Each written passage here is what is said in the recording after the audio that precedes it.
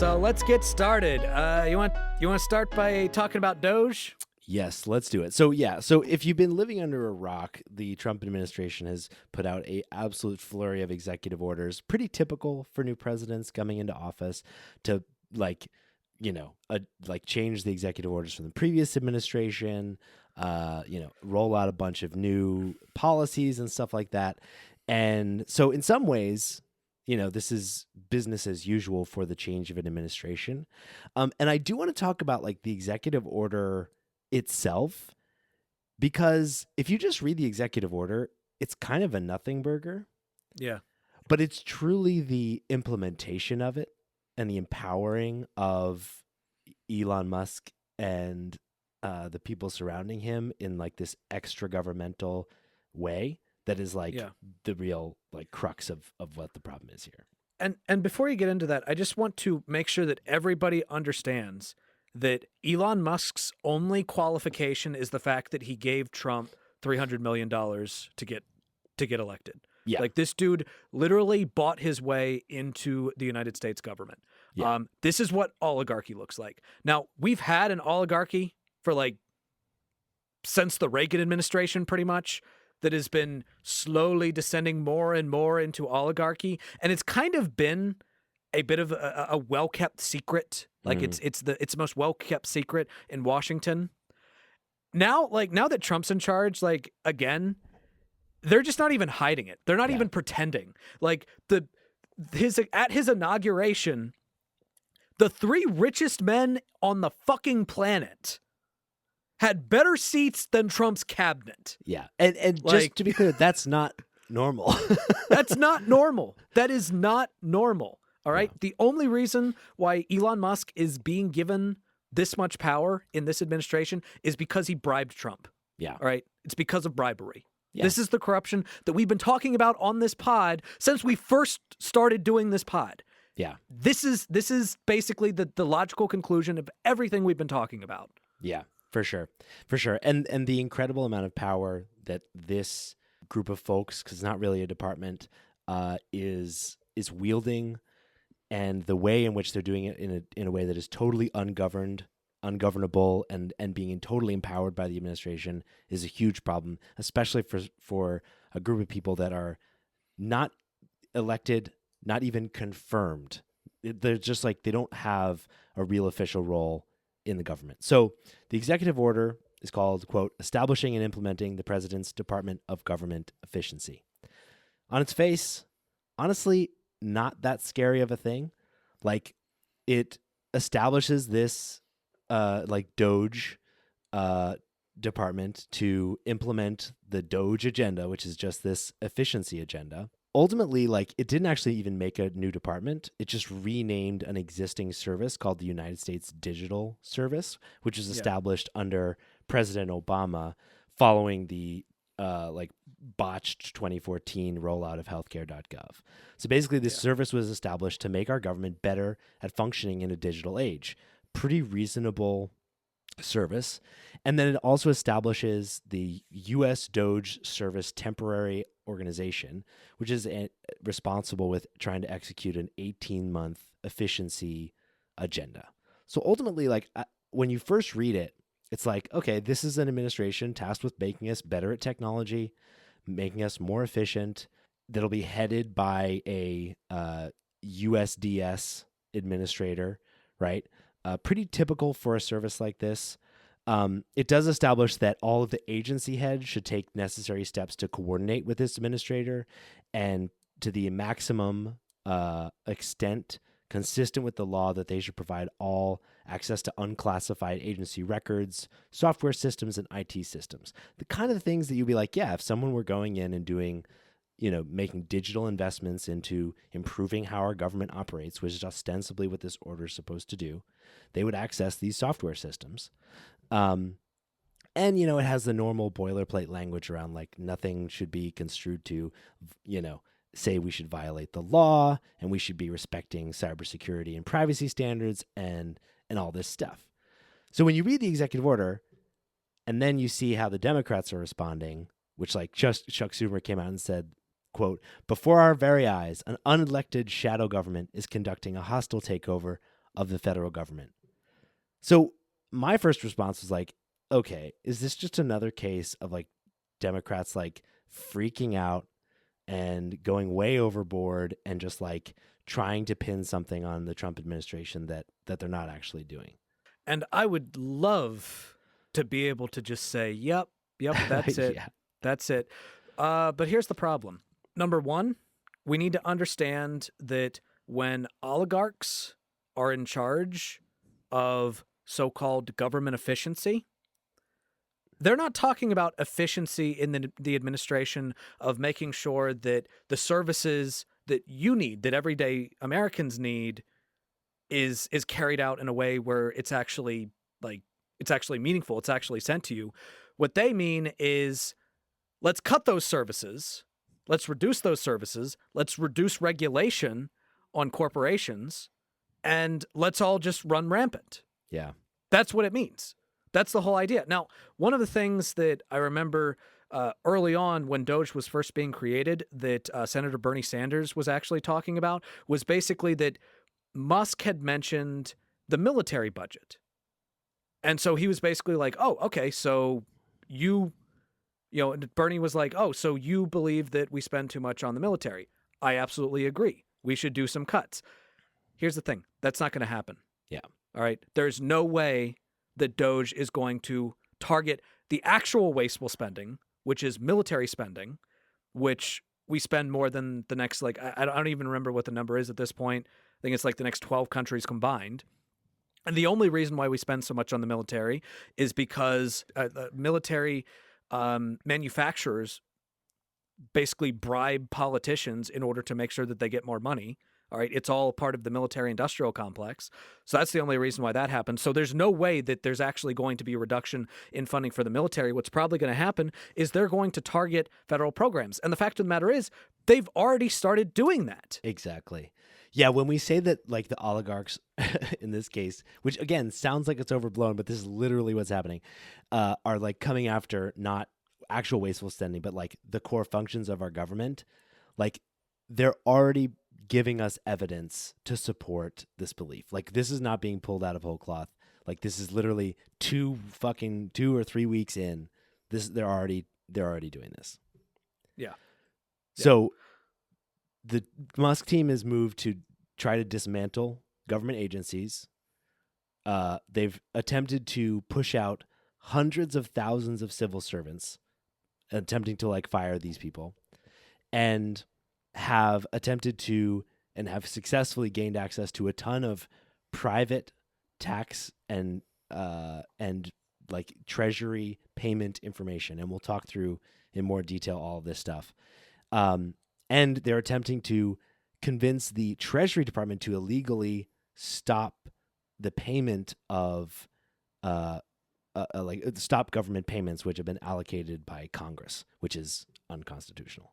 So first off, they're actually working to shut down USAID, which is the American government's humanitarian and development aid agency. So this is the agency that is in charge of various aspects of international aid, right?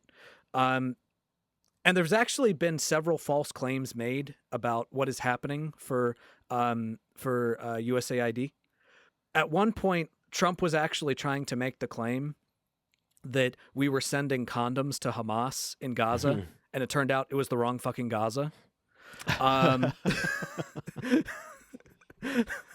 Any Gaza, like, no condoms. Yeah. Anti-prophylactic agenda. Yeah, it was literally part of a larger attempt to try to reduce sexually transmitted diseases in a completely different Gaza. This also means that countries that have been impacted by various things that the U.S. has done, such as the Gaza in Palestine, that's all being shut down. And the thing is, as it stands, that agency has basically been responsible and in charge of managing $40 billion of executive spending, at least as of 2023. all of that humanitarian assistance is basically just on pause. And there are various different organizations, aid organizations, international organizations throughout the globe that heavily rely on that aid from the United States government. Yeah. All right. Including aid workers who have Yeah. like lost access to their emails and shit. Like they are just on the whim, like shutting down this organization. The other thing is it's not an organization that depends on an executive order. So it was originally established with an executive order by President Kennedy in the 1960s. But in 1998, Congress made it established it as a federal government agency, which means you can't just shut it down because you feel like it. And nor can you roll it into under the Secretary of State or into the State Department, which is what Secretary of State Marco Rubio has suggested they might do instead. Like, these are not options that they have on the table. And so this is just one clear example of the DOGE Commission going way beyond what is a somewhat reasonable and restricted like grant from as under the executive order to like really legislate and really like overextend the power of the executive in charge and really just like shit the bed first and then ask for forgiveness later. Yeah. He's also Trump has also claimed that like the agency has been responsible for funding undocumented crossings to the United States. Fucking which bullshit. I don't even know where the fuck you get that from. Like he claims that only 10% of the funds actually reach communities abroad, which is just not true. He claims that they've basically gone rogue. He said, quote, the attitude that USAID has adopted over the years is no, we are independent of the national interest. That's just, again, that's just fundamentally false. Yeah. Like he's making false claims about the agency and pulling the rug out from under aid workers and international organizations throughout the globe. Yeah. And even if all of this were true, even if the main function of USAID was giving condoms to like members of Hamas in Gaza, they still wouldn't have the authority to shut it down. Like they just can't do it. In another like striking example of overreach, it came out from private communications last week that a DOGE representative asked the most senior career official within the Treasury Department to halt aid payments because Musk believed that they might violate Trump's executive orders. Again, this is money that's been allocated. You can't just stop it at the agency that's responsible for writing the checks, not deciding what the checks get written for. So David Lebrick, who was at the time the acting Treasury Secretary, told Musk's team that the department does not have the authority to cancel payments authorized by federal agencies, and was later ousted by Trump officials. And the new, Treasury Secretary has agreed to basically hand access over to the DOGE Commission for this like check writing responsibility, which is, I don't know, writing checks is one of the main functions of the federal government. Yeah. And the thing is that right there also speaks to a trend that we are seeing, which is that people that are getting jobs within the Trump administration, within the various federal agencies, they're not getting them based on their own merits, based on their own expertise. It's literally just how loyal they all are to Trump. Yeah. There is a report from the Associated Press that basically says that during these vetting processes, during these job interviews, they're straight up asking like, oh, when was your MAGA revelation? Oh my God. It's like they're joining a cult. It's literally like they're joining a cult. They're basically making them sign loyalty pledges, which is hilarious. We're not going to get into the DEI stuff today. We will at some point, but we're not going to get into that today. But I just find it hilarious that his whole argument is, we're getting rid of DEI because we want to make sure that the people running the government are running it based on, are getting those positions based on merit. It's like, great. What's the merit? Yeah. They kiss my ass. Yeah. ass Like, kissing ability. Yeah, I believe John Stewart actually made the point that basically these are DEI hires for the minority population of ass kissers, Yeah, which I think we should start using that, because that's fucking brilliant. It's brilliant. It's very accurate. And on top of that, like, they've sent out an email, right, asking to a wide variety of civil servants, asking them to either like pledge their loyalty essentially, or commit to like resigning from their posts. Basically, just again, we'll talk through this in more detail. Basically, just trying to dismantle the government. Yeah. And on top of this, something that's been in the news a lot and is pretty serious is DOGE's access to the Treasury Department payment system. So this is basically a record and data on everyone in the United States who has paid taxes, has received Social Security, has been a beneficiary, or someone who's paid to the government, right? And you might think like, okay, yeah, but like, yeah, it's just data that the government has. Like, that's not crazy. Except it's like everyone's bank account information, and typically like political appointees, which, you know, Musk would fall into that group if he were appointed. Even if they have really high security clearance, are nowhere near this data because it's so sensitive and so valuable, right? Like, we're talking about trillions of dollars going through this system. Like, being able to hijack it, the cybersecurity risks, the data sensitivity risks, like, they're violating all of these requirements for responsible data handling and access controls. And there's really no justification for it, like, for accessing this data whatsoever. And legal experts think that they're violating the Privacy Act and a bunch of cybersecurity laws. And ultimately, like, they just shouldn't be accessing, especially these are not government employees, right? These are fucking private individuals who are just like, you know, hired to go in and blow up the government. Yeah. Gaining access to our most sensitive and personal information. Now, there is some potential good news on that front. So U.S. District Judge Colleen Collar Catelli has basically weighed in and said that she might be issuing at least a short-term block in response to the various lawsuits that are being carried out against Elon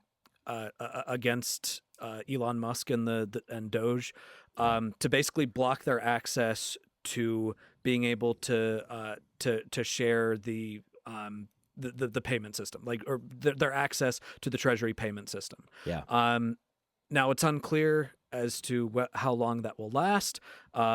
It's unclear what might happen in terms of appeals, but there might at least be a short-term block, which is at least a potential good news.